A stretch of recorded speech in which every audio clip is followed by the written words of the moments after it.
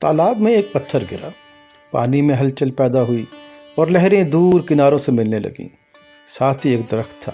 یہ دیکھ کر اسے بھی جوش آیا اور اس نے اپنا ایک پتا تالاب میں پھینکا، لیکن پانی میں کوئی ہلچل پیدا نہ ہوئی۔ اسے شاید معلوم نہیں تھا کہ دنیا میں صرف وہی ہلچل مچا سکتے ہیں جو اپنے اندر وزن رکھتے ہیں۔ ایک پہلوان غصے سے بھرا منہ سے جھاگ نکال رہا تھا۔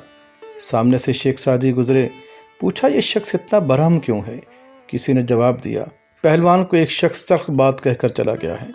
شیخ سعدی نے کہا، پہلوان، تجھ پر افسوس ہے۔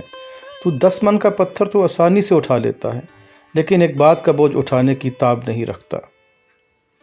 آپ ایک لمحے میں اپنے لیے ایک خیالی محل تعمیر کر سکتے ہیں، مگر حقیقی مستقبل کی تعمیر طویل کوشش کے بغیر اس دنیا میں ممکن نہیں۔ زندگی کے مسائل حکیمانہ تدبیر سے حل ہوتے ہیں، نہ کہ محض شکایت کرنے اور احتجاج کرنے سے۔